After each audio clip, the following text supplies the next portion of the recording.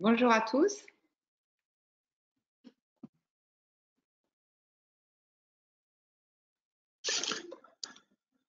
Est-ce qu'on voit les participants? Oui, les gens arrivent petit à petit. On va laisser un tout petit peu de temps pour que tout le monde puisse se connecter.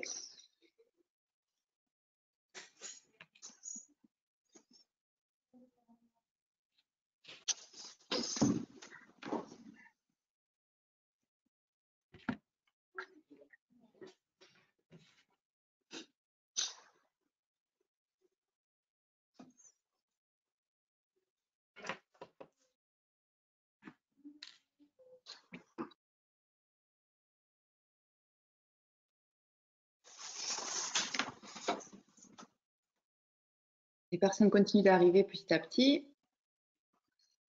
Et on en a 48.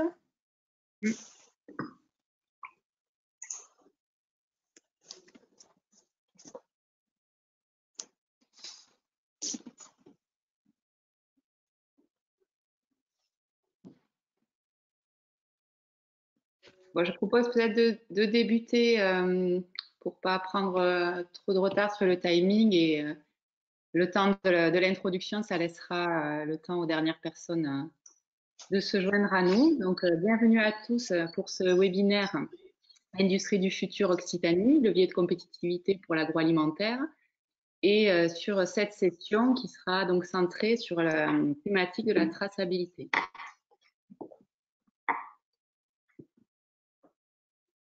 Donc au niveau du programme, on va se laisser jusqu'à midi. On aura une introduction de ce webinaire que je vais vous faire rapidement. Ensuite, les enjeux de la traçabilité en agroalimentaire avec Anne Gérard de l'AREA et Alix Pavie de la coopération agricole. Le panorama des solutions de traçabilité, un témoignage, un focus sur la traçabilité et la transparence pour le consommateur, la présentation du parcours régional industrie du futur et on laissera un temps pour les questions à la fin du webinaire. Alors sachez qu'il y a un chat où vous pouvez poser vos questions en fait en direct au fur et à mesure et voilà, on essaiera aussi d'y répondre au fil des présentations, si c'est plus simple comme ça, mais en tout cas, on prend un temps d'échange global à la fin également.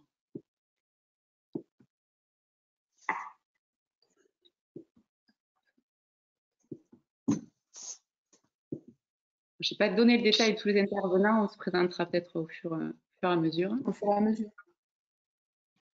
D'ailleurs, je ne me suis pas présentée, donc pour ma part, je suis Aude Desjans, je suis chargée de mission agroalimentaire au sein de l'agence régionale ADOC. Donc, en introduction, pour vous situer un peu le contexte de ce webinaire, il y a eu donc tout un travail de co-construction avec les entreprises, les partenaires, l'État et la région pour mettre en place le contrat de filière agroalimentaire qui est donc piloté par l'AREA Occitanie et la coopération agricole Occitanie. Et ce contrat a été adopté donc l'année dernière et va se déployer sur les années à venir.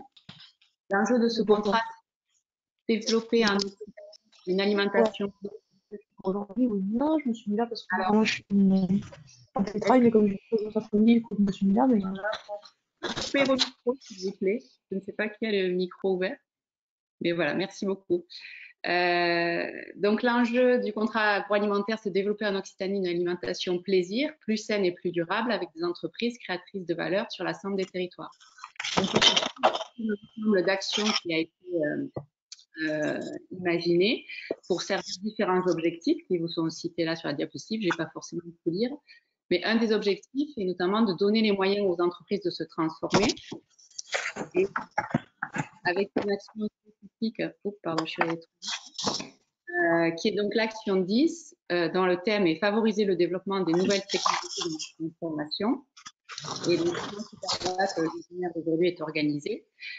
Et cette action s'appuie en partie donc, sur le dispositif Industrie du futur qui vous sera présenté à la fin du webinaire, avec l'objectif d'amplifier son utilisation, de sensibiliser les entreprises sur les bénéfices attendus et de diffuser donc, des outils spécifiques et des retours d'expérience au secteur agroalimentaire. Et donc, je vais passer la parole à Anne et Alix qui vont vous présenter du coup les enjeux de la traçabilité. Bonjour à tous, on va revenir en arrière. Donc, Alix Pavie, la coopération agricole Occitanie. On va intervenir avec Anne qui se présentera justement pour vous remettre un petit peu ce webinaire dans un contexte bien spécifique de l'agroalimentaire. En tout cas, bienvenue dans ce premier volet pour l'industrie du futur dédié à l'agroalimentaire. Donc, pourquoi ce choix de la traçabilité pour cette première session? Alors, vous connaissez les trois premiers grands points du pourquoi. Bien sûr, c'est de faciliter le retrait des produits quand il y a un risque, donc des rappels produits. Vous avez tous entendu parler de crise alimentaire, donc ça, c'est le premier objectif de la traçabilité. Ça vous permet aussi donc d'améliorer la qualité à la fois de l'hygiène et de la partie gustative. Et puis, surtout dans un contexte de défiance des consommateurs qui est de plus en plus grand, la traçabilité apporte un maximum de garanties pour ces consommateurs. Souvent, les entreprises voient aussi une contrainte réglementaire. Alors, Anne, la partie réglementation dans quelques minutes, mais il y a aussi des atouts positifs au sein de l'entreprise pour la traçabilité. D'abord, c'est un argument de vente et marketing, parce qu'on a parlé du consommateur qui était méfiant, donc on lui apporte une garantie. Mais en plus, si on va très loin dans la traçabilité en apportant de nouvelles technologies, peut-être que ce sera abordé tout à l'heure, on peut aussi améliorer l'expérience client, par exemple en faisant de la réalité augmentée, voilà, en allant scanner un produit, en voyant la tête du producteur. Enfin, vous voyez, on peut imaginer toutes sortes de choses dans le cadre de l'industrie du futur. Et puis en interne, c'est important aussi parce que en rationalisant les flux des stocks, des processus, etc., on peut aussi améliorer la performance et la productivité. Donc, c'est aussi un gain important pour l'entreprise. Et puis, n'oublions pas que quand il y a des failles dans la traçabilité, quand il y a des crises alimentaires, c'est une image qui peut être épargnée et parfois de façon définitive. Donc, c'est vraiment très, très important de prendre ça en compte. Alors, normalement, j'ai la main, ça ne passe pas. Là. Et puis, ce qu'on peut regarder, puisqu'on est dans le contexte du futur, si on se projette, c'est qu'aussi, notamment avec la Covid, il y a un développement fort de nouveaux canaux de distribution, comme le e-commerce, le click and collect, le drive, etc. Et que donc, il faut réinventer aussi la traçabilité pour s'adapter à ces nouveaux canaux de distribution. Il y a aussi l'apparition de nouvelles technologies, donc les RFID qui seront abordés tout à l'heure, et puis la blockchain qui arrive de plus en plus. Ça, c'est nos intervenants spécialistes qui vous en parleront.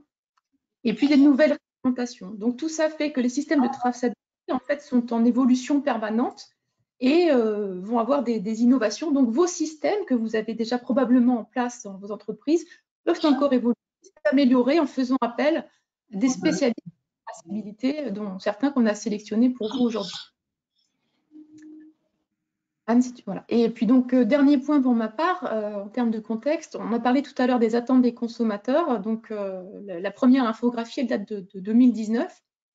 Si vous regardez ce que les consommateurs aimeraient voir apparaître en plus gros sur les emballages, finalement, aux dépens de tout ce qui est marque, finalement, ce qu'ils veulent, c'est la provenance, la composition, la traçabilité des ingrédients, la DLC, etc. Donc, finalement, ce sont des éléments de traçabilité. Puisque c'est une demande du consommateur, c'est aussi l'opportunité pour vous d'y répondre. Et je vous parlais tout à l'heure de l'aspect expérience client. Il faut savoir quand même que 35% des consommateurs français utilisent des applications mobiles aujourd'hui pour s'informer sur leur production alimentaire. Donc, c'est surtout une opportunité peut-être à saisir pour aller améliorer la traçabilité. Voilà, donc je m'arrêterai là. Mais voyez ça comme vraiment un progrès à mettre en œuvre. Je passe la main à Anne. Bonjour, merci pour ce passage, cette transition. Donc Anne Gérard de l'AREA Occitanie. Moi, je vais un petit peu vous parler plus en détail des choses qui fâchent. La traçabilité, on va voir que c'est réglementaire. Donc simplement des définitions. Donc là, je vous ai repris deux définitions. On va prendre la plus simple. C'est la capacité à suivre le trajet d'un aliment à travers les étapes précises de production, de traitement et de distribution. Ce qu'il faut savoir, c'est que finalement, les produits, qu'ils soient alimentaires ou industriels, doivent être suivis finalement tout au long de leur durée de vie par une identification enregistrée. Donc, en fait, on va chaque fois avoir un flux d'informations, un transfert de données et un flux physique de produits. Une réglementation, donc le paquet hygiène, qui nous dit effectivement qu'il faut identifier tout ce qui vient effectivement de son fournisseur, qu'il faut identifier aussi nos clients, qu'il faut mettre à disposition l'information auprès des autorités compétentes. Donc en fait, on va parler d'une traçabilité descendante et ascendante. Tout ça fait qu'on doit effectivement mettre en place un référentiel qui s'appelle le plan de maîtrise sanitaire, qui va être finalement un document qui va nous prouver que notre entreprise est en conformité avec le paquet hygiène. Et dans ce référentiel, évidemment, en plus de l'HACCP et des bonnes pratiques, évidemment, la traçabilité est obligatoire depuis 2005 sur tous les produits. La réglementation aussi, c'est le règlement INCO. Les règlements INCO imposent aux entreprises de définir l'origine d'un produit, notamment pour l'ingrédient primaire. Donc là aussi, tout ceci nécessite une traçabilité complète pour pouvoir définir ces éléments. Juste un petit stop, il y a des échos en fait, il faudrait que les intervenants qui ne parlent pas coupent le micro, parce que sinon… Tu verras que ça va pas. Elle vient d'enregistrer. Et ce que je ne comprends pas, c'est que tous les micros sont coupés. Hein. C'est ça qui est bizarre, c'est que je ne vois pas d'où ça vient.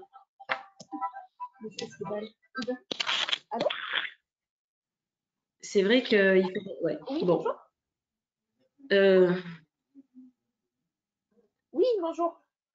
Là, il y a vraiment un petit souci là, sur le… Je ne comprends pas, c'est qu'on entend alors que tout est coupé. Oui, il y a une interférence peut-être. Oui, on entend quelqu'un parler là. C'est très désagréable, effectivement. Ce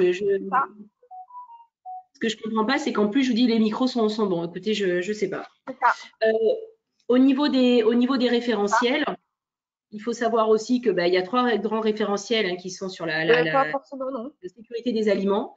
Effectivement, ces référentiels imposent aussi une traçabilité donc complète des produits. Donc, toutes les entreprises qui sont certifiées, bien entendu, doivent respecter une traçabilité sur leurs produits. Alors, au niveau de la traçabilité en matière d'objectifs, donc on a bien vu que la traçabilité, ça va permettre de retrouver à un instant précis des données… Elle me l'a envoyé ce matin, oui. Préalablement déterminées, donc qui vont s'appliquer sur toute la chaîne. Du coup, quand on va mettre en place une traçabilité, il faudra effectivement respecter la réglementation. Oui. Contrôler, donc va nous permettre de contrôler aussi les responsabilités des uns des autres. On va parler notamment tout ce qui est fraude alimentaire, donc l'amélioration des flux logistiques, une démarche qualité optimale, la sécurité des consommateurs, l'information sur les produits, l'origine des produits et la maîtrise du gaspillage alimentaire. Ce dernier point est de plus en plus important, puisque depuis le 1er janvier, il y a aussi une obligation de limiter et même de réaliser un diagnostic. Donc ça, tout ça aussi nous permettra aussi, grâce à l'outil de traçabilité, d'identifier quelles peuvent être aussi l'origine de nos pertes. Alors, ce qui vraiment est pour terminer, quand on va parler de traçabilité, évidemment, c'est la traçabilité totale qui doit être prise en compte. Ce qui est important, c'est effectivement de prendre en compte la traçabilité, évidemment, au niveau des fournisseurs, bien entendu. Ah ouais, ça, c'est-à-dire ? Entre la traçabilité fournisseur et notre propre traçabilité interne et la traçabilité client, où là, effectivement aussi, il va y avoir un point important entre le lien entre notre traçabilité interne et la traçabilité client. Donc, tout ça, évidemment, doit être parfaitement orchestré et il ne doit pas y avoir de rupture de cette traçabilité sur toute la chaîne. Pour finir, donc la traçabilité, pour la mettre en œuvre, effectivement, déjà, je définis mon contexte. Qu'est-ce que je veux mettre en place? Qu'est-ce que je veux tracer? J'analyse mon existant. Qu'est-ce qui existe actuellement déjà en matière de traçabilité? Quels sont mes objectifs? Ensuite, finalement, quelles vont être les solutions et les moyens pour mettre en place cette traçabilité? Nous, la présence de détergents sur les surfaces, c'est une problématique également. Et tester donc mon dispositif. À l'interaction avec Là, il y a vraiment un souci, je ne sais pas. Et la répétabilité également. Bon, qui c'est qui parle là? Bon, voilà, donc moi je laisse la place maintenant à Sébastien qui va nous présenter le panorama des outils, puisqu'effectivement pour faire de la traçabilité, il faut des outils. Bon, ça, ils nous avaient fait, au niveau de Néogène, ils nous ont fait des recommandations par rapport à l'utilisation, par contre, de la température d'utilisation. C'est la main à Sébastien.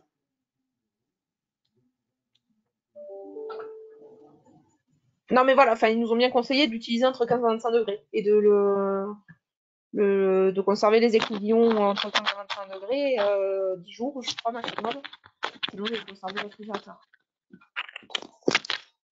Ça parle des couvillons, alors c'est pas le rapport. Oui, les carrés. D'accord.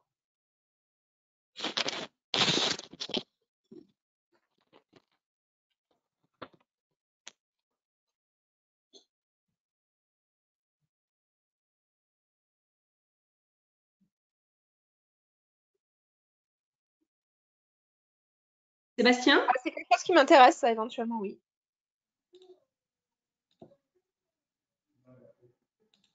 On a perdu Sébastien. Sébastien, il était là, il est là pourtant. Oui.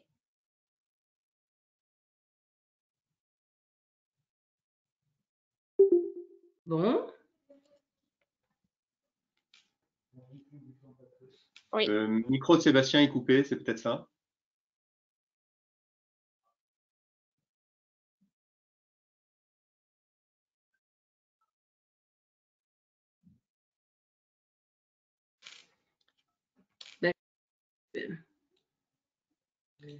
Bon, là, il y a un petit souci sur le… Anne, est-ce que tu peux peut-être réactiver son micro? Je suis dessus. Disons que ce qui nous gêne un peu chez nos jeunes, c'est que… Ça y est. On a un problème Ça y est, merci. de responsabilité. Désolé, mon micro était fermé par les organisateurs. Donc, je ne pouvais pas agir. Vous m'entendez bien? Très bien. Parfait. Allez, on va essayer de rattraper le retard. Donc, Sébastien Ben, je suis consultant formateur en organisation et supply chain, donc pilotage de flux. J'interviens notamment comme formateur au CNAM de Toulouse. Et parallèlement, donc, je suis président du collectif. Les valeurs sans aucune… Alors, c'est vrai que c'est très désagréable, mais on va s'adapter. Et après, la repos, donc, enfin, vous prenez deux écouvillons, vous faites le même prélèvement, on a des résultats pareils. Peut-être en parlant plus fort pour couvrir la voix de la personne. Change je vais la tenter comme ça. Je vais essayer de parler très fort alors. Donc, parallèlement, président du collectif Rubis et donc, bien sûr, très aligné avec ces problématiques d'usine du futur. Alors, pour aller dans le sens de ce que présentait Anne il y a quelques instants, j'essaie de faire quelque chose d'assez pragmatique pour rebondir sur les propos qui vont être partagés en suivant par Team Code et par Carion. Donc, voilà. Alors, d'abord, quelques mots-clés. Alors, je balance un peu tous azimuts une série de mots dont on peut entendre parler quand on met en place une démarche de traçabilité. Donc, de l'amont à l'aval, mais aussi de l'aval à l'amont, comme ça a été évoqué par Anne. La notion de blockchain, qui peut être un mot un peu barbare, qui peut faire peur. La notion de SaaS, de tracing, de tracking, de hardware, de software, de technologie, d'information, puis parfois on parle de data, de code barre, de RFID, d'IoT ou d'IoT si on le fait en anglais, qui veut dire Internet des objets, Internet of Things, de temps réel ou de temps désynchronisé. Bref, autant de concepts qui, même s'ils paraissent sexy de prime abord, peuvent quand même faire peur et on peut s'arracher les cheveux. Alors, comment dédramatiser ces éléments-là? Diapo suivante, si c'est possible. Hop là, celle d'avant. Voilà. L'enjeu aujourd'hui, il est simple. Dans la société dans laquelle nous sommes, il y a une nécessité qui est d'accéder à l'information le plus rapidement possible en s'appuyant sur 4 concepts, n'importe quand, qu'on appelle anytime, via n'importe quel contenu, any content, de n'importe où, anywhere, et par n'importe quel support. Donc, ça veut dire que s'il y a une problématique sur ma traçabilité, je dois avoir accès à cette information ou à l'information de traçabilité le plus rapidement possible, de n'importe où, n'importe quand, n'importe comment.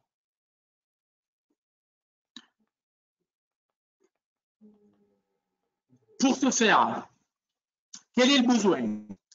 Le besoin à travers les thématiques d'industrie du futur, c'est que d'abord, pour accéder à l'information, il faut un premier élément, c'est qu'il faut capter cette information. le plus vite possible, je viens de le dire. Et nous sommes dans une société dans laquelle nous générons énormément de data. Et donc, c'est comme rechercher une épingle dans une botte de foin. Si on en reste sur cette évidence-là, ça va être très, très long.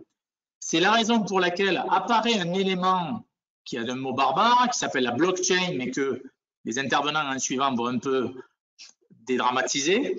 La blockchain, en fait, comme vous le voyez sur l'image, c'est un élément qui va consister à regrouper des datas sous la forme de blocs, d'où son nom, blockchain, pour faire simple, et ainsi faciliter le gain de temps pour accéder à l'information dont j'ai besoin maintenant, immédiatement. Je ne vais pas rechercher la traçabilité de mon produit dans ce qu'on appelle le cloud, je vais le rechercher dans un bloc qui correspond à mes familles de produits, sur mon lot, sur mon code barre, etc., etc. Et donc, je vais avoir l'information très rapidement et pouvoir la communiquer à mon client, à mon fournisseur ou à mon partenaire.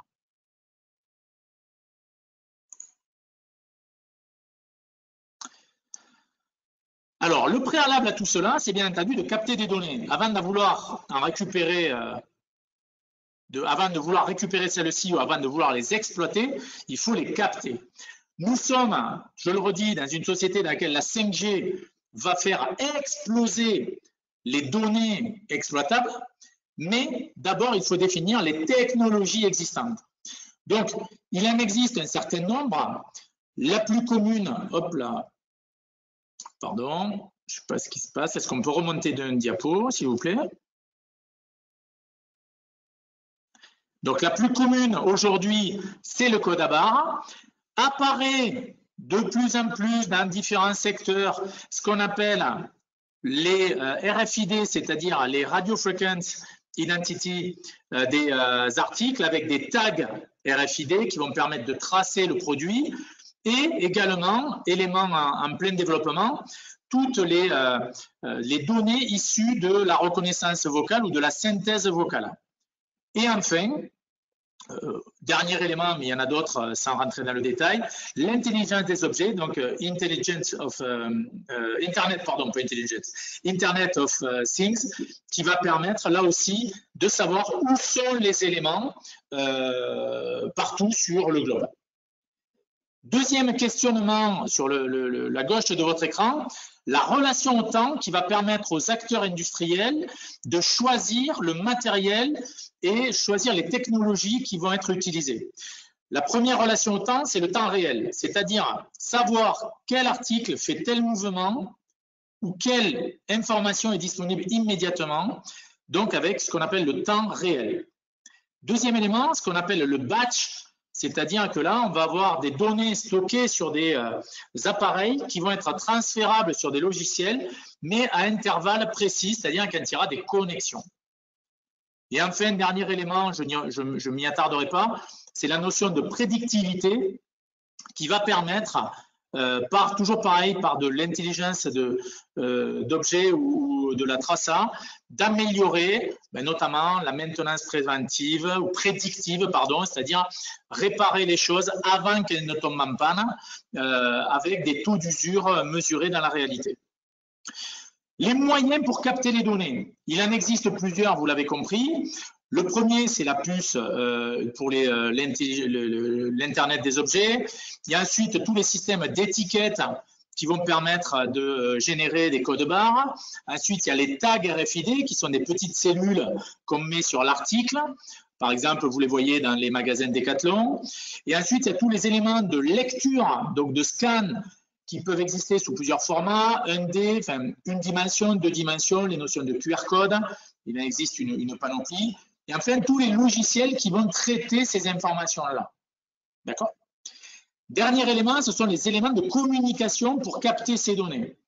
Sans rentrer dans le détail non plus, les principaux sont bien entendu les transferts de type Wi-Fi et ensuite arrivent les transferts de type 3G, 4G et, avec le débat qu'elle génère, la génération de 5G qui est en train d'arriver et qui va permettre d'accélérer les transferts de données entre les objets eux-mêmes et les éléments qui vont les capter.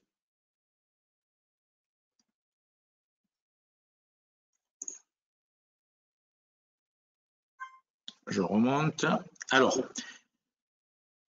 le point de vigilance, je souhaitais faire cette intervention autour de 2 points de vigilance. Le premier, c'est de bien sûr, au niveau industriel, de viser le bon processus cible.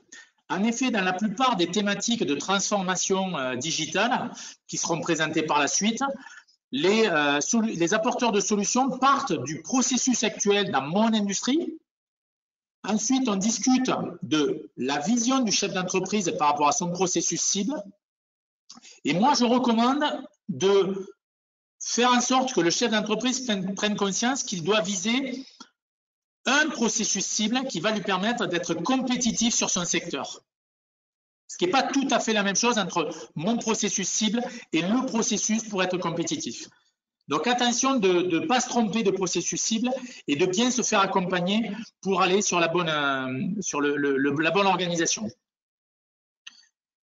Et deuxième élément, qui est un point de vigilance pour la transformation digitale de vos organisations, c'est de bien entendu intégrer vos équipes le plus tôt possible dans le processus de transformation pour qu'il n'y ait pas de frein au changement entre des cultures qui peuvent être très ancrées sur le papier et des cultures très digitales. Il faut vraiment que ce soit les équipes qui s'accaparent ces dossiers-là pour être acteurs de ces changements parce que ça peut être très impactant pour l'entreprise. Et bien voilà, je vais faire une passe croisée à l'intervenant suivant et vous remercie. Merci Sébastien. S'il y en a qui veulent poser des questions, n'hésitez pas hein, par le chat. Ou sinon, de toute façon, il y a un temps de questions qui est prévu à la fin.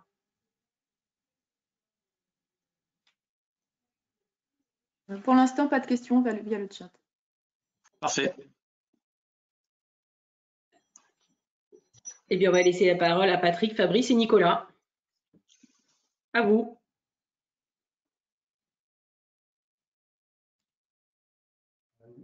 Ah oui, il va falloir, a priori, il y a peut-être des petits soucis de micro aussi. Voilà, le son est activé, vous nous entendez? C'est bon, vous pouvez intervenir là. Est-ce que vous m'entendez? Oui, très bien. Patrick, okay. Ah, oui.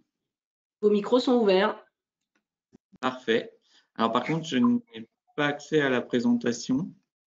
Fabrice et Nicolas. Je pense que c'est bon pour moi. Je n'arrive pas à avancer sur la présentation.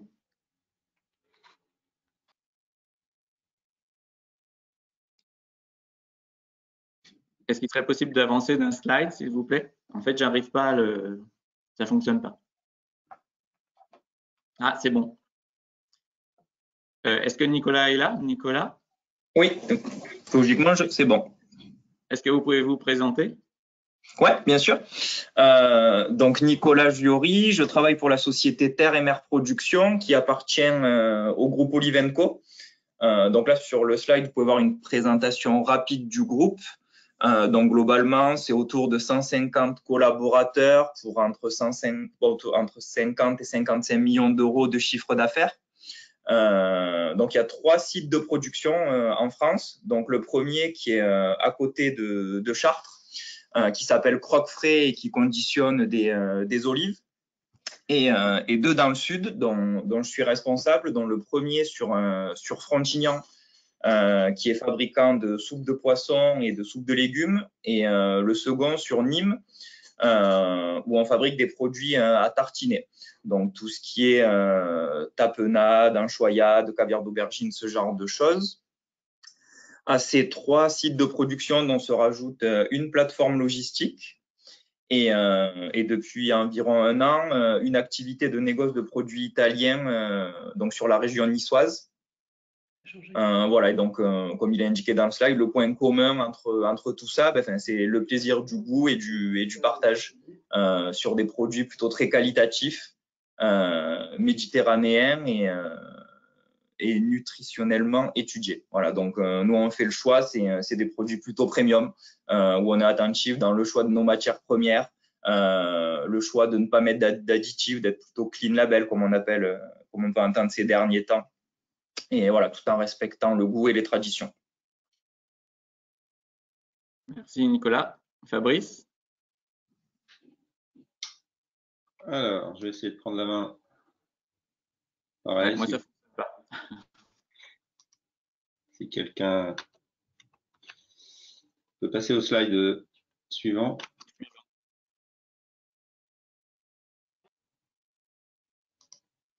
J'entends plus, je sais pas ce qui se passe, moi. Qu'est-ce qu'il dit? Next step. Il faut passer, c'est bon? Est-ce qu'on peut avancer d'un slide parce qu'on n'a pas la main en fait?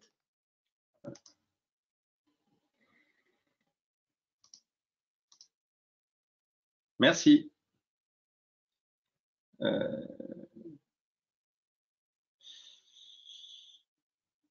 Écoutez, moi je suis Fabrice Rongier. Bon, le slide n'est pas très qualitatif et il manque une ligne, je pense. Je suis Fabrice Rongier de TeamCode. Nous sommes un intégrateur de solutions informatiques mobiles. J'ai la direction de l'agence de Toulouse qui s'occupe de tout le sud-ouest de la France. Pour information, c'est un groupe qui compose 9 entités réparties géographiquement sur le territoire et sur la partie d'Afrique du Nord. Pour 140 collaborateurs et 30 millions de chiffres d'affaires. On travaille avec près de 3000 clients, mais surtout des partenaires de la Dream Team, ce qu'on appelle la Dream Team, c'est-à-dire tous les intervenants sur des spécialistes et experts dans leur domaine, dont VIF est un fort représentant dans le domaine agroalimentaire et un partenaire de longue date de TeamCode. Notre activité, c'est d'apporter des solutions sur la traçabilité, sur la mobilité du personnel aussi. On apporte des solutions de gestion de stock, de prise de commande, de suivi de livraison. Qui dit traçabilité dit étiquetage, dit code barre. Donc, qui dit code barre dit lecture de code barre. On s'occupe aussi, par rapport à la mobilité, de la géolocalisation. Donc, ça, les géolocalisation, on verra plus tard, à l'intérieur de l'entreprise, mais ça peut être aussi de la géolocalisation outdoor, à l'extérieur de l'entreprise. Des camions, pour l'INRA, on travaille sur des projets pour géolocaliser des animaux, par exemple. La technologie, Sébastien en parlait juste avant, la technologie type RFID, on s'occupe du Wi-Fi aussi, et pour du spécifique, le développement de logiciels pour adapter vraiment les problématiques à l'entreprise. Alors, il y a une troisième ligne qui n'apparaît pas sur le slide et qui est importante puisque c'est un peu notre cœur de métier, c'est qu'on est fournisseur et mainteneur de matériel.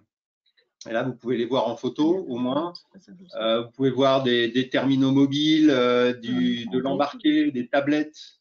On parlait de code barre, bien sûr, il y a les imprimantes qui impriment ces codes barres. On voit des lecteurs, scanners. On voit aussi quelques bornes Wi-Fi, puisqu'on installe aussi de l'équipement Wi-Fi sur les sites. Et tout ce qui est consommable, qui dit code barre, dit étiquette, dit ruban transfert, etc. Donc ça, c'est notre domaine de compétences et ce pourquoi on est intervenu sur le projet qui va vous être présenté après par Patrick et Nicolas. Patrick, à toi. Ah, un petit dernier slide. Oui. Ouais, c'est important. Si quelqu'un peut passer au slide d'après. Merci. Le slide devant, alors. Un petit clin d'œil pour ceux qui font de l'alpinisme. On ne part pas à escalader l'Everest. Alors j'avais mis le Vignemale, parce qu'on est quand même en Occitanie et le point culminant de l'Occitanie, c'est le Vignemale, c'est pas l'Everest.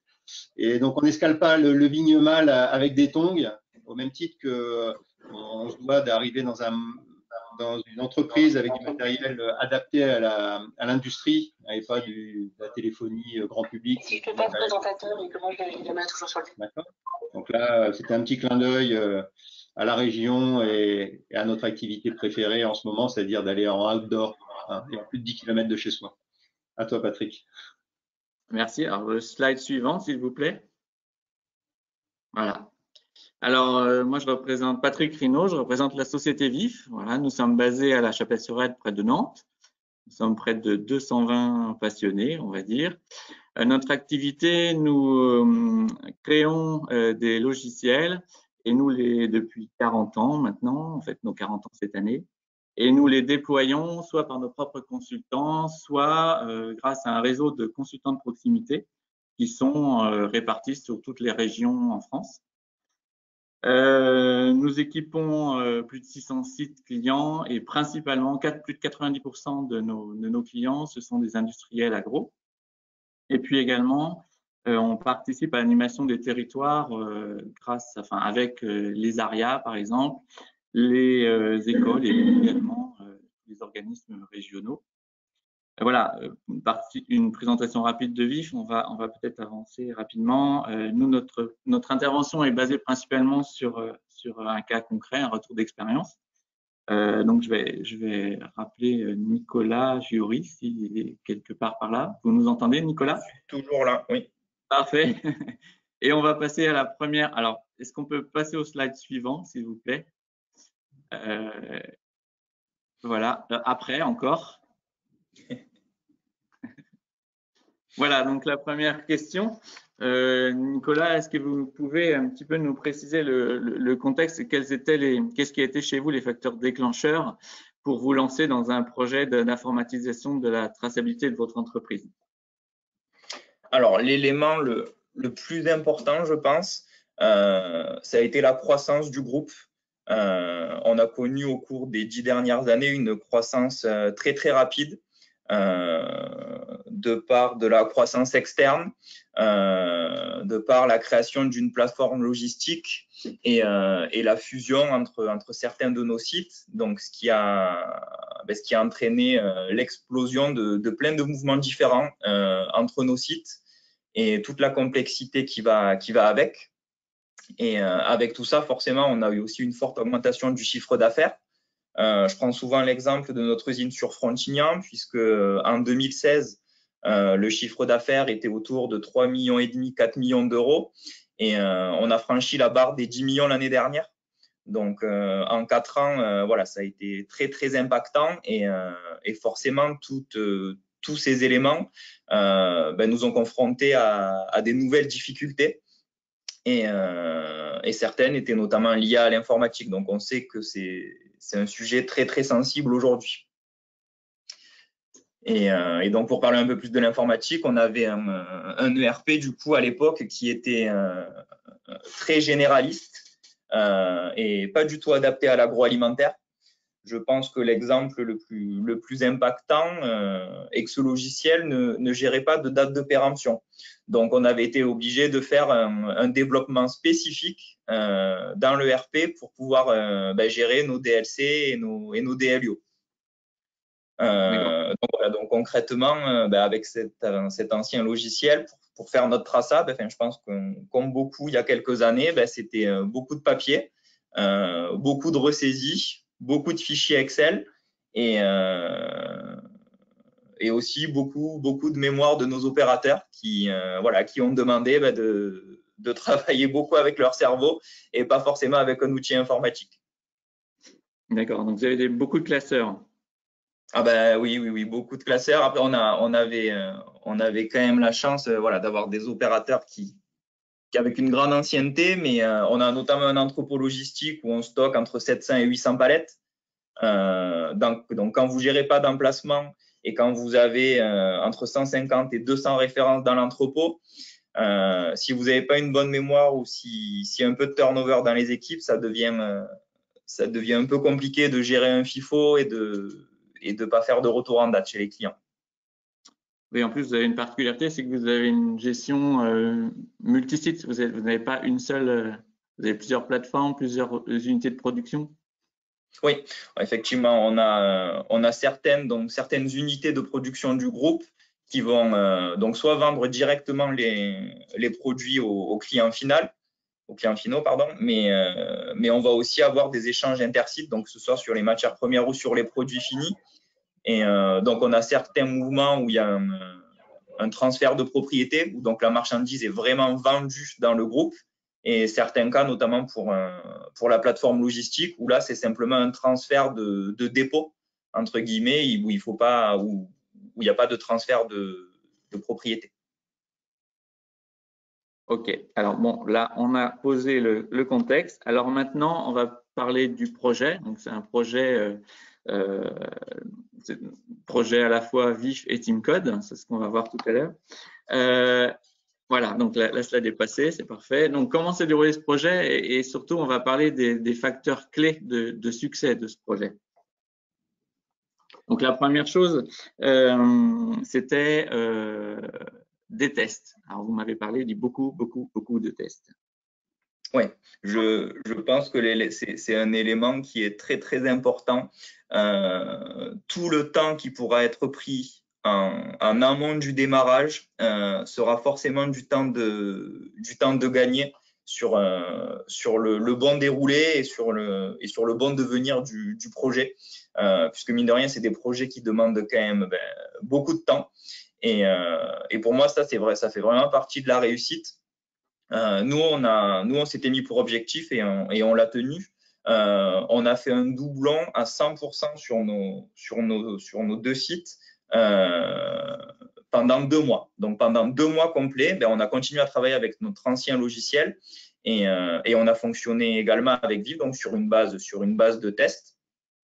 Donc, le premier mois, concrètement, voilà, c'est les personnes plutôt de la haute hiérarchie, on va dire, qui ont travaillé dessus pour soulever une bonne partie des problématiques.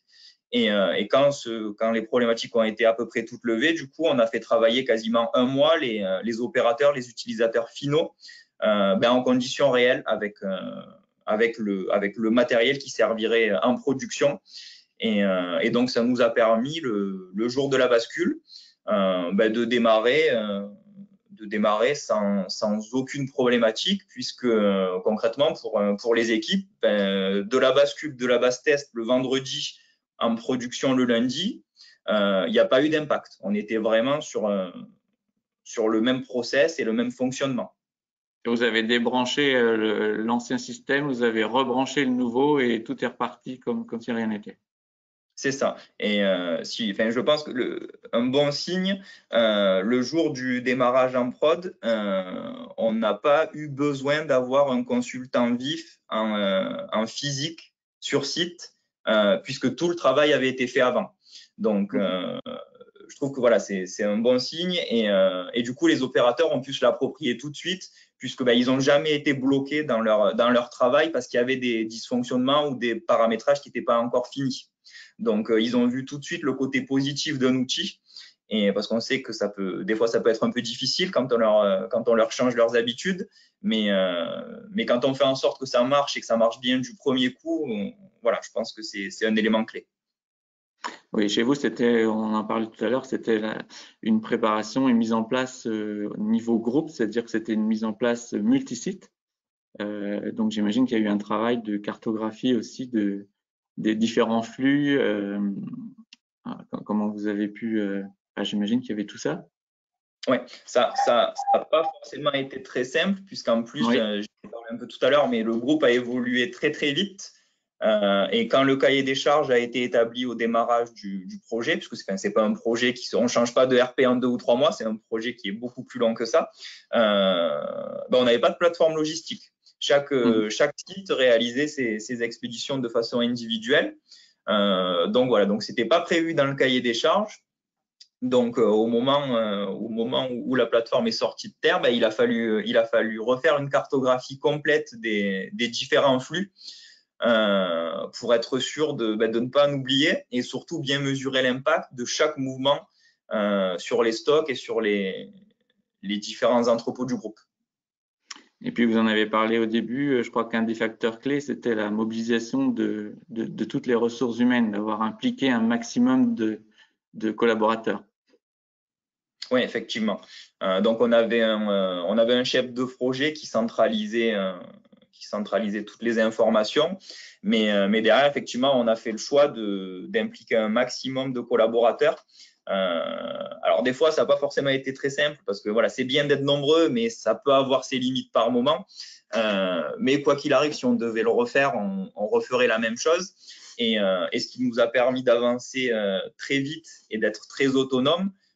Si je prends un exemple concret, par exemple sur la partie approvisionnement, par exemple, on a 3 sites de production, donc avec 3 approvisionneurs qui ont participé tous les 3 au déploiement de l'ERP de la même façon. Et donc, ça nous a permis, voilà, quand l'un rencontre une problématique, avant de se retourner vers VIF, déjà de faire le point en interne. Et bien souvent, voilà, un de nos collègues avait déjà rencontré cette problématique, donc on était autonome. Et ça nous permet surtout, en cas d'absence de certains, malheureusement, il y a des gens qui peuvent être amenés aussi à quitter le groupe. Voilà, on n'est pas dépendant d'une personne qui a tout le savoir. Ça, je pense que voilà, il y a une époque où c'était un peu le cas, entre guillemets, il y avait un chef de projet qui connaissait tout. Le jour où il partait, on repartait de zéro. Voilà, nous, on n'a pas fait ce choix-là et je pense que c'est le bon. Très bien. Alors, on a parlé logiciel, on a parlé d'accompagnement, on a parlé humain et on va parler matériel aussi parce que vous avez indiqué que c'était très important chez vous. Donc, si on peut passer au slide suivant. Ah non, là, ah oui, si, c'est bon. Voilà. Donc, Fabrice, je te laisse la main peut-être sur cette partie-là.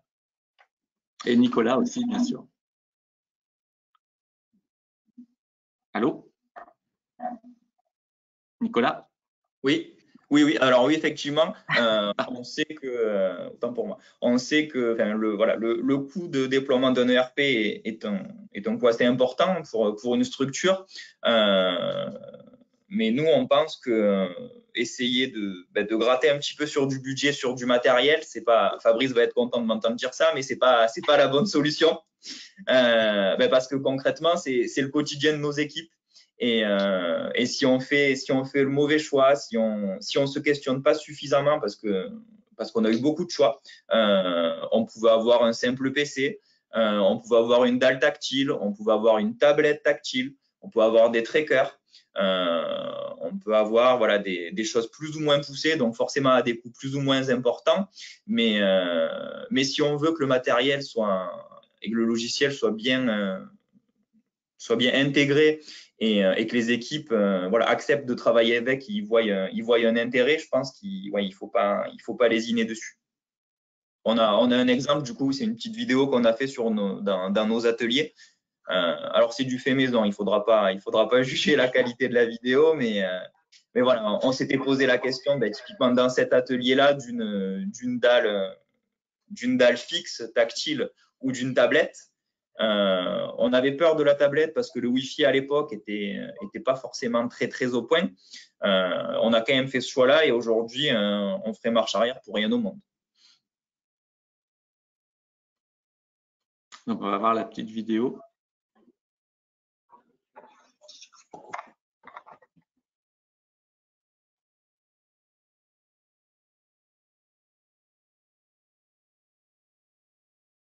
Donc là, on voit un opérateur qui est en fabrication et donc qui a besoin de se déplacer forcément à plusieurs endroits puisque dans les recettes, on va pouvoir mettre des ingrédients très différents qui soient à température ambiante, au frais ou au sec, donc stockés dans des lieux différents. Et donc sur sa tablette tactile, il a sa recette avec les différents ingrédients. Donc là, voilà, on voit bien le côté pratique. Et on imagine bien que si on était passé par une dalle tactile, ça veut dire que soit il doit faire appel à sa mémoire pour se souvenir des infos de traçabilité, soit il est obligé d'avoir un petit post-it ou un petit papier sur lequel il vient noter les infos. D'accord. Alors, vraiment, juste pour rebondir sur sa partie matérielle, alors effectivement, je suis satisfait quand on ne désigne pas sur la qualité du matériel, mais si on garde à l'esprit l'image de l'alpinisme qui me tient à cœur, notre objectif à Patrick, Vif et puis moi, Team Code, c'est de vous emmener au sommet puis planter le drapeau en fait. Hein. Donc certaines fois, il faudra du matériel effectivement éprouvé parce que c'est pas la saison, parce qu'il y a de la neige, parce qu'il y a du vent, etc. Et puis parfois, ça sera plus de la rando et là on aura besoin ou nécessité d'un matériel un petit peu plus light. C'est pas forcément toujours du super high level matériel, mais dans ce cas-là, dans le cas qui nous regarde et puis le projet de Sébastien et d'Olivenco, c'était nécessaire. Hein. C'était juste ce que je voulais dire. C'est à bon escient. De la qualité, oui, mais à bon escient. Alors maintenant, on va parler des gains que vous avez obtenus. Donc, une première chose que vous avez dont vous souhaitiez parler, c'était le fait d'avoir maintenant des stocks fiables et une gestion de stock optimisée. Oui, sur notre ancien ERP, j'en ai un petit peu parlé déjà, mais toute la traçabilité était suivie papier et ressaisie manuellement, et les matières premières n'étaient pas gérées par lot. Informatiquement, en tout cas, quand on devait faire un test traça, voilà, c'était du papier. Et donc, ça nous arrivait au moment de l'inventaire trimestriel de retrouver une fond de lot qu'on avait oublié dans un coin de l'entrepôt et qui, soit le FIFO n'était plus respecté, soit le lot était périmé. Donc, ça pouvait avoir un coût puisque finalement, c'était de la marchandise qu'on détruisait. Alors qu'aujourd'hui, j'ai pas fait un zoom sur la tablette qu'avait l'opérateur dans la main, mais concrètement, quand il va sélectionner sa matière première, il va voir apparaître tous les lots qui sont disponibles en stock, tous les lots disponibles et conformes, et avec toutes les infos de traçabilité et dans l'ordre d'utilisation du FIFO.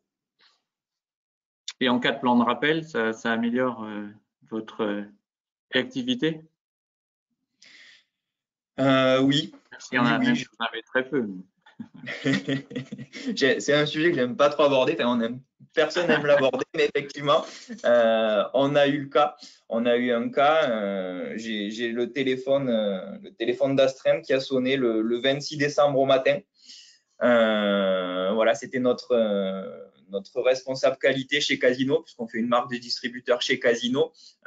C'est du houmous, pour pas le citer. Et donc, tout le monde a probablement entendu parler des soucis d'allergènes sur les graines de sésame qu'il y a pu avoir, puisqu'il y a eu énormément de produits qui ont été impactés. Donc voilà, la responsable qualité m'avait appelé pour me dire que le pesticide avait été détecté dans notre produit. Mais avant la bascule sur Vif, concrètement, ça m'aurait, parce que c'était un samedi matin, donc ça m'aurait obligé à aller à l'usine pour reprendre peut-être 2, 3, 4 mois de classeur pour retrouver dans quel lot on avait pu mettre en œuvre cette matière première.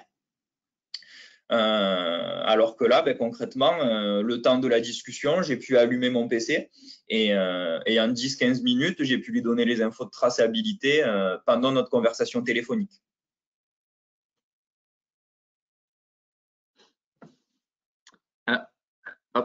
Alors, c'est passé un peu plus loin. Merci Nicolas. Peut-être un petit mot sur vos futurs projets, peut-être.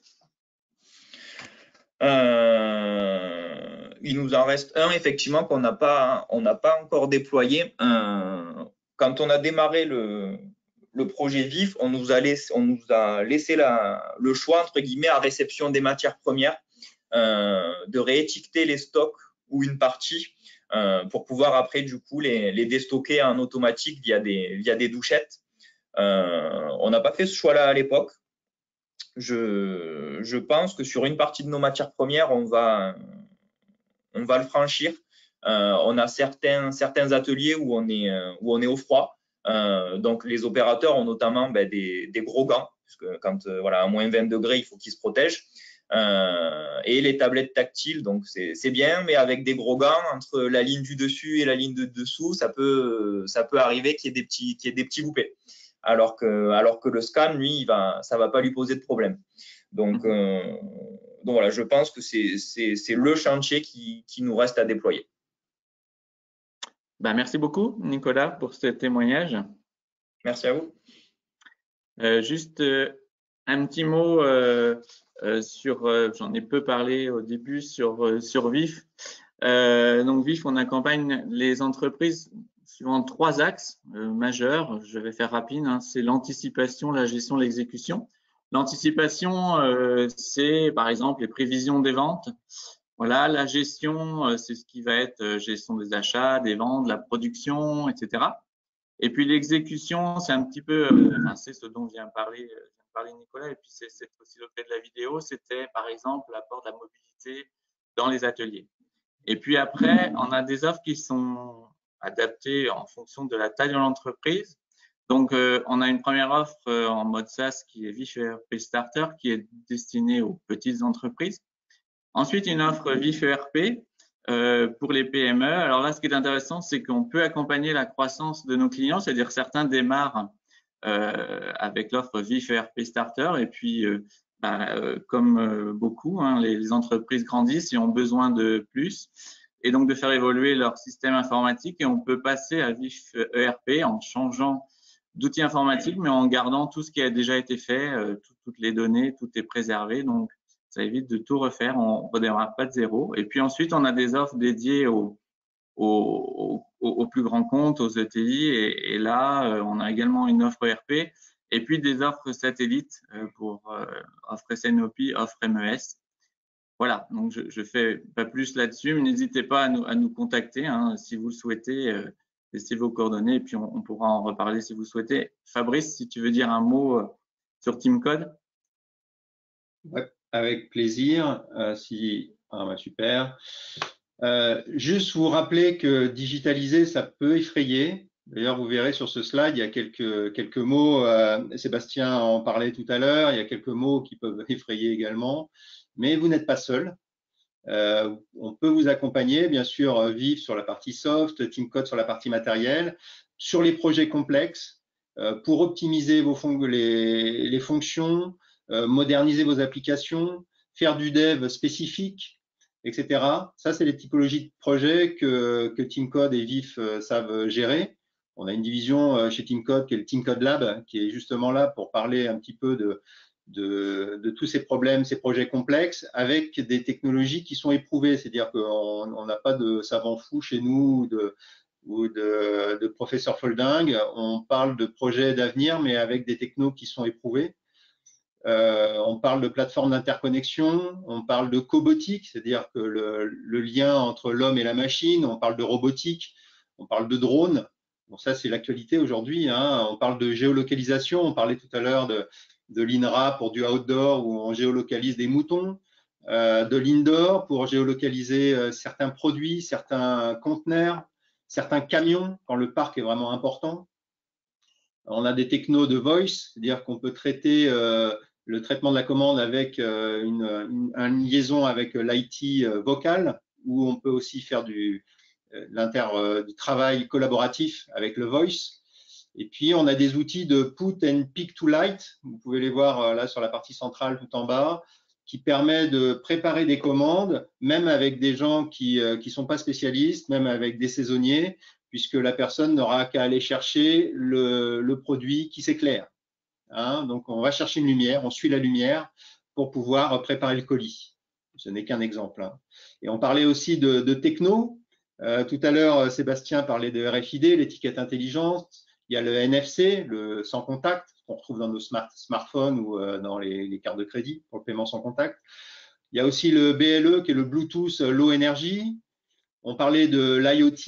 Alors maintenant, ça devient le l'IoT, c'est-à-dire l'industrial Internet of Things, c'est-à-dire que les objets connectés, mais d'un point de vue industriel, avec plus de sécurité que votre frigo ou votre télé. On parle de l'IA, l'intelligence artificielle, on parle de la gestion des big data, évidemment. On parle aussi de réalité augmentée, l'AR ou la réalité virtuelle, de plus en plus dans les entreprises. Et enfin, on parle aussi de blockchain. Et là, c'est une transition pour Claire, Claire de la société Carillon, qui normalement, après notre intervention, va vous présenter cette partie-là, blockchain. Merci de votre écoute. Merci à vous pour cette présentation. On a terminé. Super, merci. Bah, du coup, merci pour la transition aussi, pour laisser la parole donc à Claire Millet de Carillon, qui va nous parler de la blockchain. Donc. Alors Claire, du coup, il faut… Voilà, c'est bon. Vous voyez. Merci Fabrice pour la transition, la tapis rouge, c'est super. Et votre projet aussi, un parfait exemple. Alors c'est pareil, je ne peux pas passer les slides, donc est-ce que c'est possible de… Voilà, super. Donc nous, en fait, on vient faire basculer en fait tous les efforts que vous allez faire pour justement plus de traçabilité vers la notion de transparence. Parce qu'en fait, finalement, toutes ces données que vous allez créer, que vous allez fiabiliser grâce aux outils comme VIF ou TeamCode, eh bien, ça va vous servir à être plus transparent vis-à-vis de vos partenaires et vis-à-vis aussi des consommateurs. Et ça, aujourd'hui, ça a une valeur. Alors, si on peut passer au prochain slide. Merci beaucoup. Alors, la thématique de la transparence, c'est une thématique, un sujet qu'on entend partout aujourd'hui, notamment dans l'agroalimentaire. Il y a de plus en plus d'obligations légales d'affichage au niveau des consommateurs. Et il y a encore énormément de lois qui sont en discussion, notamment suite à Egalim. Et il y a aussi une pression certaine des consommateurs pour avoir plus d'infos, comme c'était présenté au début. Alors, il y a différentes études. Nous, on en a fait une spécifiquement sur les produits carnés parce que c'est le marché qu'on a voulu adresser en premier lieu. Et là, il y a une volonté certaine des consommateurs d'avoir plus d'informations sur les conditions d'élevage et l'impact environnemental. Et donc, on en a déduit que la traçabilité des matières premières, qui aujourd'hui est pas évidente d'un point de vue outil, était primordiale parce que c'est à ce moment-là, au moment de la production agricole, qu'il y a une valeur nutritive, une valeur environnementale qui est créée et qui est très importante dans le produit fini ensuite. Juste pour revenir sur les exigences de transparence, au niveau du taux de confiance des consommateurs, voilà, sur les produits carnés et aquacoles, il y a une vraie priorité pour leur délivrer de l'information et l'assurance d'une bonne traçabilité. Alors, nous, ce que je vous propose, c'est de découvrir d'abord un premier cas qu'on a fait avec un abattoir qui est au sud de Clermont-Ferrand. Comme ça vous permet de bien comprendre ce qu'on offre et puis ensuite, je vais vous expliquer un peu comment on fonctionne avec les différents partenaires avec qui on travaille. Alors, c'est le prochain slide. Ouais, du coup, voilà. Donc, du coup, j'ai mis dans le chat le lien. Sur Facebook, si vous avez Facebook ou YouTube, comme ça, vous avez les deux. Et ce que je vous propose, c'est chacun de visionner la vidéo chez vous, enfin, avec votre ordinateur, parce que sinon, enfin, en visio, ça passe très, très mal. Donc, voilà, vous choisissez. Pardon ? Le temps que vous vous connectiez, ça amène aussi un point clé pour les coopératives qui sont présentes aujourd'hui, qui nous écoutent, parce que justement, intégrer dans la traçabilité totale l'amont agricole, c'est vraiment un plus. Donc, il y a d'autres offreurs, mais en tout cas, cette présentation peut nous éclairer pour les coopératives. Tout à fait. Là, qui c'est qui tease qui plie les diapos?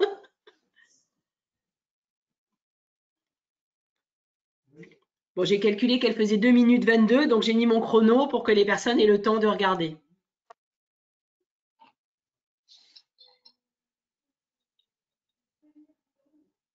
Est-ce que tu peux, pour ceux qui n'ont pas Facebook sur leur ordinateur, mettre… Bien sûr, bien sûr. Ben, on peut passer le slide suivant, comme ça reprend en fait un peu par écrit, donc ceux qui ont vu la vidéo n'auront pas forcément besoin de suivre cette partie.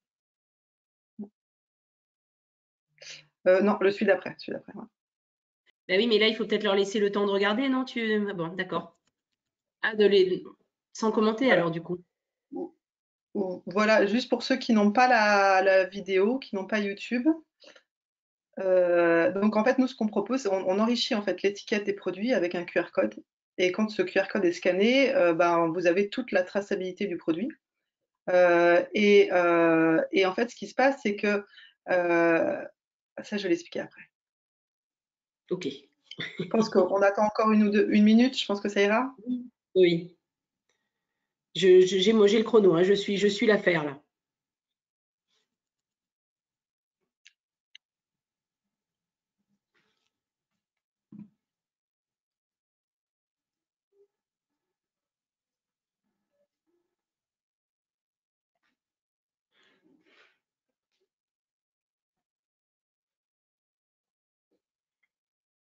Du coup, on revient à celle d'avant. Après, c'est celle-là, non, pas du tout. C'est bon, comme vous avez demandé. Il y avait le timing. Je vais aller directement. Donc voilà, pour ceux qui n'ont pas vu la vidéo, rapidement, voilà, quand vous scannez le QR code, vous avez toute l'histoire du produit. Et donc nous, on va venir collecter en fait au travers des outils comme VIF, typiquement, des données concernant la traçabilité, mais aussi la nutrition, et ça va nous permettre aussi de calculer un impact environnemental du produit. Là où en fait on vient vraiment, en fait on est une couche supplémentaire par rapport à ce type d'outils, parce que nous on est multisource, c'est-à-dire qu'on va aller chercher des informations chez différents acteurs, différents professionnels qui sont pas forcément chapeautés comme par une coopérative, mais parfois c'est le cas. Et là, chacun va apporter en fait les données qui concernent sa phase de fabrication. Et nous, on agrège tout ça. Et on utilise comme technologie la blockchain. Ça nous permet deux choses. La première, c'est que à chaque fois qu'il y a un professionnel qui va partager de la donnée concernant la phase de fabrication, cette donnée, elle va être ancrée dans notre réseau blockchain et donc ça la rend infalsifiable. Donc après, quels que soient les stades par lesquels va passer le produit, ces données appartiennent à ce professionnel. Et donc, à la fin, le consommateur a l'assurance qu'il n'y a aucune donnée qui a été modifiée par l'un ou l'autre des professionnels. La deuxième chose que ça permet, c'est que du coup, la collaboration entre les différents professionnels est possible, puisque chacun sait que la donnée qu'il va partager ne va pas être modifiée ou utilisée à mauvais escient par quelqu'un d'autre. Voilà, donc là, nous, on se positionne vraiment comme un agrégateur qui permet à tous les professionnels de collaborer pour reconstituer l'histoire du produit. Alors, prochaine slide, s'il vous plaît. Voilà. Et en parallèle, en fait, on a créé une plateforme qui permet à tous les professionnels de créer une page de présentation. Donc, on n'est pas encore dans la visualisation du producteur dans son champ en direct du scan, mais presque. Et donc, au travers de cette page, on va les pousser à s'exprimer sur des piliers de développement durable qui sont du coup la transparence, la nutrition et l'impact environnemental. Et ça nous permet en fait de rendre visible à chaque étape de fabrication le professionnel qui est derrière la fabrication. Et là, du coup, à l'arrivée, le consommateur, il a vraiment une vision complète de la manière dont a été fabriqué le produit et qui a participé à la fabrication, parce qu'aujourd'hui, et c'est ce qu'on voit d'ailleurs dans l'accroissement pour les circuits courts, la vente directe, il y a un vrai besoin de relations interpersonnelles entre le consommateur et les professionnels. Au niveau de la qualité des données, alors, c'est le prochain slide. Voilà. Il y a une autre notion de la blockchain qui est très importante, c'est le fait d'être décentralisé. Le fait d'être décentralisé va permettre, en fait, on fait rentrer la notion de tiers. Et là, de même, toujours pour vraiment renforcer la confiance, ça permet de diffuser cette information entre partenaires et aux consommateurs via un tiers. Et ce qui permet du coup d'assurer un niveau de confiance supplémentaire. Donc au niveau de la qualité des données, on a trois piliers. Le premier, c'est qu'on a, nous, on a une charte très claire, on a des règles du jeu aussi très claires avec nos clients. On utilise une technologie qui est très engageante pour les professionnels, puisqu'une fois qu'une donnée est partagée, c'est inscrit que c'est vous, à telle heure, telle date, qui l'avez annoncé. Ensuite, ça nous permet, entre les différentes sources de données, d'automatiser des audits et éventuellement de remonter des anomalies. Et enfin, de permettre aux véritables organismes certificateurs, comme les labels, d'aller directement apposer leur label sur les produits. Voilà. J'ai essayé d'être synthétique. Si vous avez des questions, n'hésitez pas à me contacter. Mon adresse email, c'est claire@carillonfood.com. Il sera dans la présentation. Merci Claire. Sylvie, des questions ou on continue? Pour l'instant, pas de questions. Je ne vois pas de questions. Allez, super, c'est que c'est très clair. Merci à tous. Maintenant, on va laisser la parole à Aude pour la présentation du parcours régional Industrie du futur. Alors, je vais essayer de reprendre la main sur le diapo. Vas-y, normalement, tu l'as. Je t'ai laissé la main. Oui, parce que ce que vous présentez, c'est qu'en plus, grâce à la région et à l'État, il y a aussi des moyens pour vous aider à faire tout ça. Au-delà de la technique, il faut quand même de l'organisation et du financement. Donc, merci Aude. Merci Alix pour cette transition magnifique. Donc, industrie du futur. Alors, quelques définitions. Là aussi, je vais essayer d'aller vite. L'idée, c'est pas de vous assommer avec plein de mots compliqués. Et en tout cas, démystifier un peu peut-être ce terme industrie du futur qui peut faire un peu peur et qui parle peut-être pas à tout le monde. Mais c'est de façon très simple et très concrète l'ensemble des transformations des systèmes de production qui peuvent être introduites par les nouvelles technologies de façon en fait à gagner en performance et en compétitivité. Donc l'objectif, c'est vraiment d'accompagner les entreprises dans cette transformation et l'industrie du futur, c'est une approche globale qui permet en fait de répondre à plusieurs transitions simultanées, donc énergétique, écologique, numérique, organisationnelle et sociétale. Je retente de passer les slides.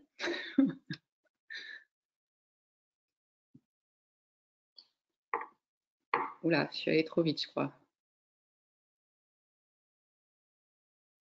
Non, c'est bon. J'ai trouvé le bon rythme. Voilà.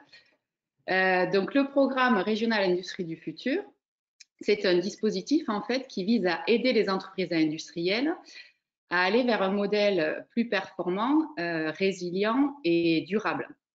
Donc, on l'a vu en fait dans tous les exemples précédents. L'importance finalement d'être accompagné dans ces démarches, puisque au-delà des technologies, il faut arriver à faire les bons choix, trouver des solutions adaptées à la problématique de son entreprise, adaptées à son organisation, à son budget, et des solutions qui vont être aussi adoptées par les équipes. Donc l'objectif de ce programme, c'est vraiment d'avoir une démarche personnalisée et globale sur l'ensemble des leviers de compétitivité, de croissance et d'attractivité de votre entreprise, grâce à un accompagnement en fait sur mesure par l'intermédiaire d'experts qui ont été référencés par la région pour s'engager dans un processus de transformation. Et donc l'idée, c'est d'être sur une approche globale, comme je vous disais tout à l'heure. Donc vraiment de regarder un peu tous les aspects pour gagner en compétitivité, en performance, pour augmenter votre digitalisation et la technologie présente dans votre entreprise de façon sereine, replacer l'humain au centre de l'entreprise, bien évidemment, puisque sans ça, ça ne peut pas marcher, s'engager dans une démarche finalement d'innovation continue, puisqu'en fait, les transformations, elles peuvent se faire aussi par step. On ne va pas passer d'une organisation très artisanale à quelque chose d'automatisé, numérisé, etc., en un seul pas aussi, et réduire l'empreinte environnementale.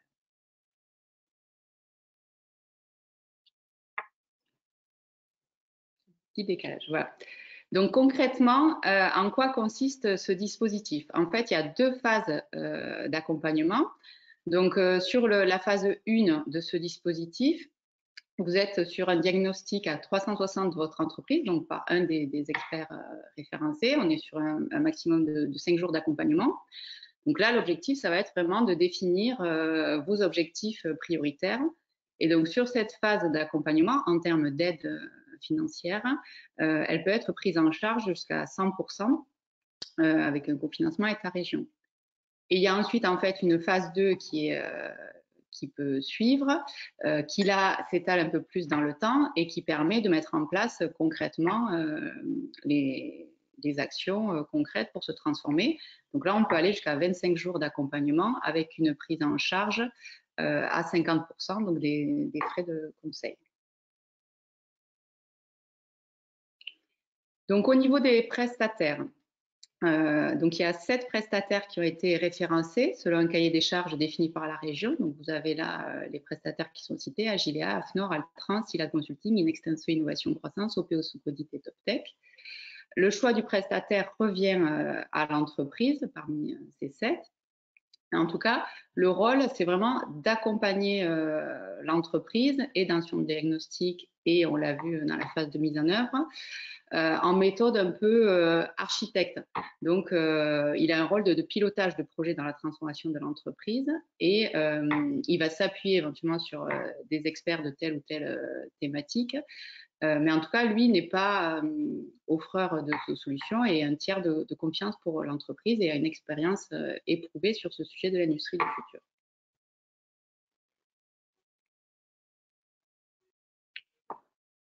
Oups. Donc, au niveau des critères d'éligibilité pour les entreprises qui veulent s'inscrire dans ce dispositif. Donc, ça concerne en fait toutes les entreprises avec une activité industrielle, donc une activité principale de production, de fabrication ou de transformation, ou toute activité combinant des processus industriels et des facteurs de production de biens ou de services. Et donc, un point important sur lequel j'insiste, c'est vraiment quel que soit le niveau de maturité de l'entreprise dans cette industrie du futur. Donc, c'est vraiment ouvert à tous. Et c'est particulièrement intéressant pour les entreprises agroalimentaires. Donc, il faut que l'entreprise dont l'établissement concerné par l'accompagnement soit situé en région Occitanie. Au niveau de la taille de l'entreprise, on peut aller donc jusqu'à des entreprises de taille intermédiaire. Vous avez les critères qui sont spécifiés en dessous en termes de salariés, de chiffre d'affaires et de total bilan. Il faut quand même avoir un premier bilan d'activité sur 12 mois, des fonds propres au moins égaux au montant de la subvention demandée et un plafond d'aide de minimis qui n'est pas dépassé au niveau du groupe sur le territoire français, si groupe il y a, voilà, puisqu'on s'appuie sur ce cadre réglementaire.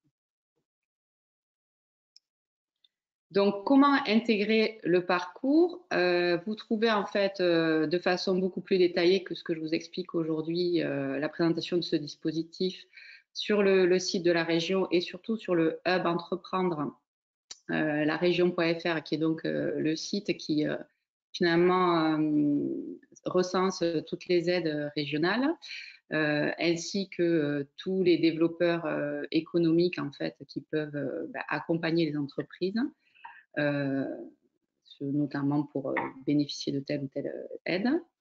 Donc, c'est assez simple. Sur le hub, en fait, l'entreprise doit créer son compte. Elle peut choisir donc son référent sur différents critères parmi le réseau des développeurs économiques.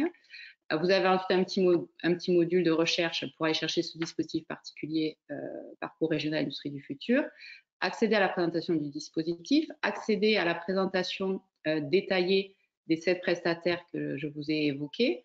Vous avez une fiche de présentation et tous les contacts de ces prestataires pour voir avec eux, choisir celui que vous souhaitez, avoir un devis et ensuite déposer votre dossier de demande en ligne. Donc, ça vous renvoie sur un portail dédié, mes aides en ligne, mais voilà, tout est clair et bien expliqué sur le hub Entreprendre.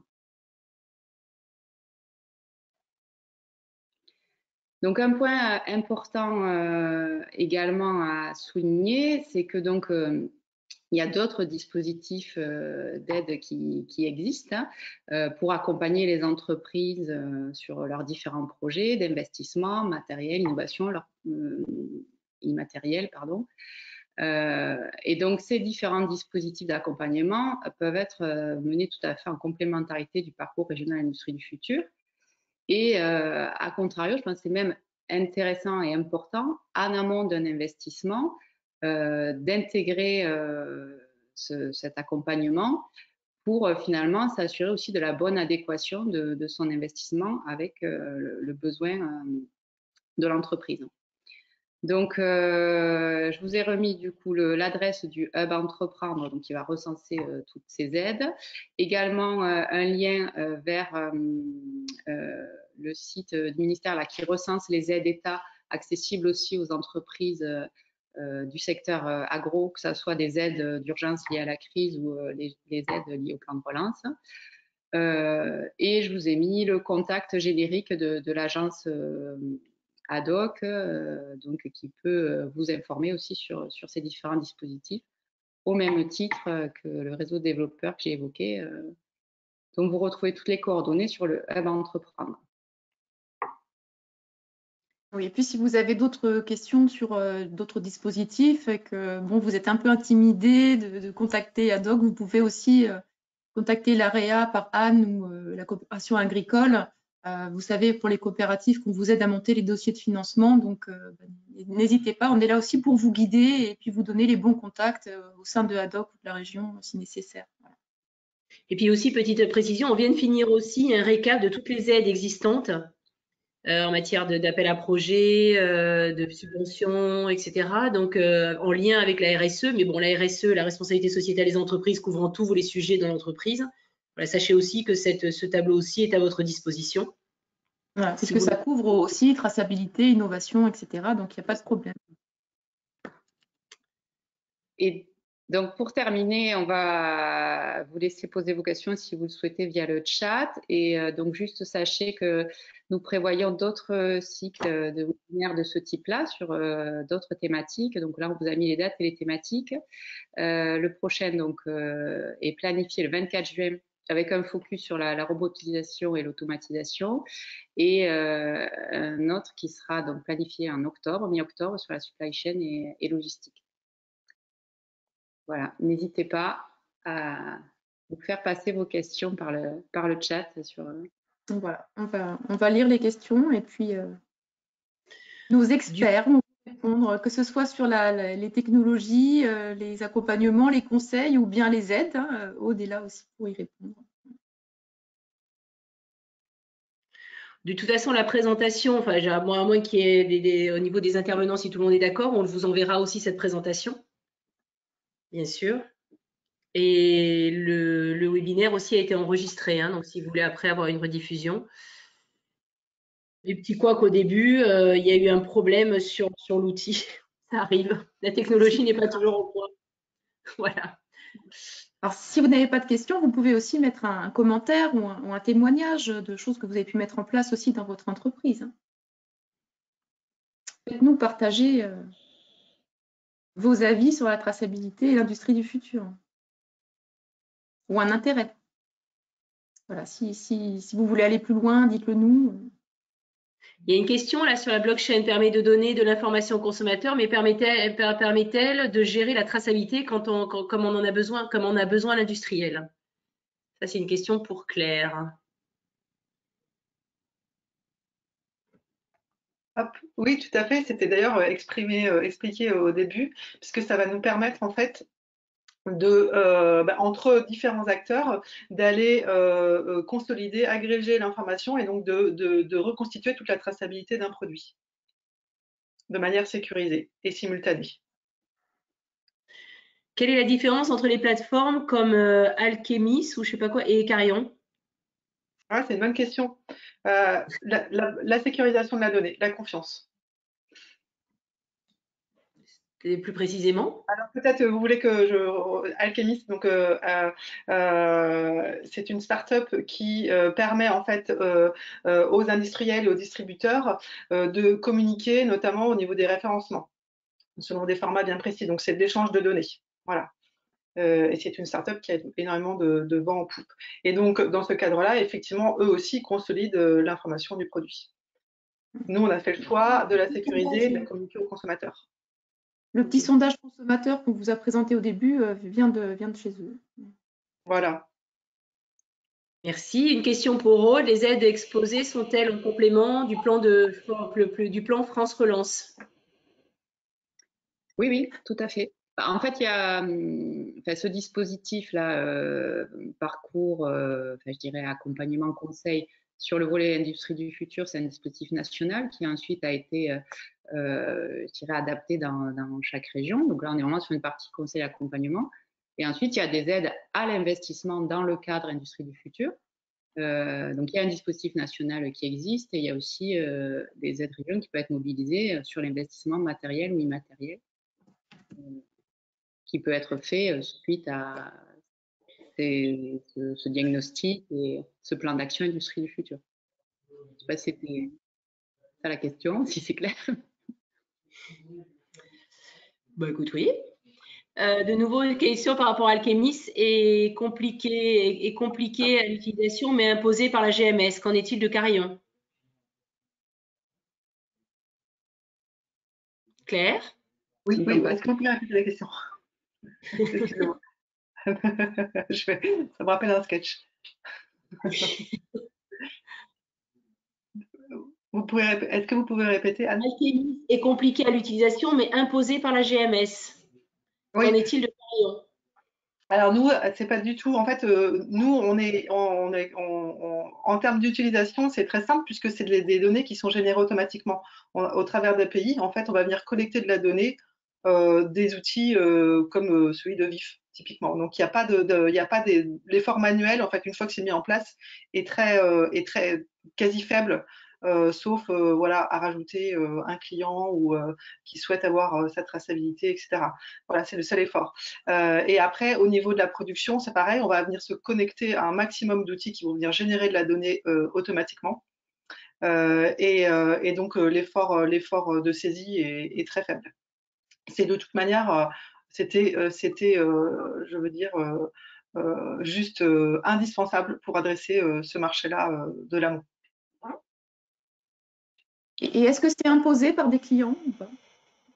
Alors, c'est imposé, pas encore, mais il y a certains, en fait, nous, on a certains, notamment prospects, qui sont en train, du coup, d'élaborer des projets parce que c'est pas encore imposé, mais c'est fortement attendu par certains clients. Donc, ils savent qu'en termes de concurrentiel, c'est déterminant pour eux. Ok, merci. Je crois qu'il n'y a pas Notamment d'autres. des clients distribution. Bah, juste, Anne, tu es la seule à avoir les questions, en fait. C'est ça que je trouve bizarre. Je crois que normalement, c'est. Enfin, bon, bref. D'autres non, a priori. TeamCode peut-il passer sur site pour auditer le parc matériel existant? Ah oui, non, ça c'est pardon. C'est Abdel qui dit voilà, que TeamCode peut passer sur vos sites. D'accord, c'est pas une question. Oui, ok. Simplement une précision, comme quoi TeamCode peut venir effectivement faire un point sur votre site. Voilà, bon, mais simplement non, pas d'autres remarques, pas d'autres questions. Juste vous rappeler quand même que toute cette donc ce est organisé dans le cadre du contrat de filière agroalimentaire que vous avez présenté en début d'intervention.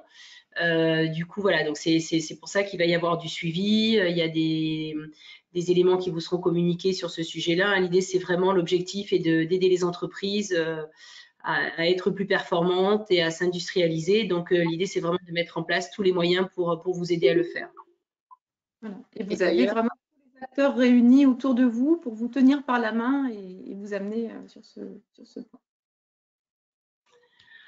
Ça me permet du coup, Anne, de rajouter, enfin voilà, s'il y a des thématiques aussi intéressantes sur lesquelles les entreprises souhaitent avoir des éclairages particuliers, ça peut être intéressant aussi de nous le remonter. Oui, tout à fait. Hein, sur le format, est-ce que ça vous va aussi ce témoignage entreprise offreur de solutions? Voilà, est-ce que vous avez des attentes particulières pour les prochaines sessions? Donc, les 2 prochaines sessions seront organisées aussi comme ça sous forme de webinaire, hein, tant que le présentiel est un petit peu compliqué. Et de toute façon, voilà, comme on vous l'a dit, on vous enverra donc la présentation. En tout cas, merci à tous les intervenants. Nombreux, donc c'était un petit peu difficile de gérer tout ça. Et puis malgré tout, avec toujours les petits couacs, comme je l'ai dit, de l'outil, mais bon, on y est arrivé. Merci pour l'invitation. C'est synthétique et de qualité. Donc. Ouais, je pense qu'il y a eu un très très bon complément dans les interventions, donc on vous en remercie pour votre disponibilité et la qualité des interventions. Et puis voilà, n'hésitez pas à revenir vers nous si vous avez des questions ou si vous voulez répondre. Non. Voilà. Vous n'êtes pas seul. Voilà. Et on tient donc à votre disposition la présentation et les contacts, bien sûr, hein, des différents intervenants. Merci à tous. Bon appétit. Merci. Au revoir. Merci, au revoir.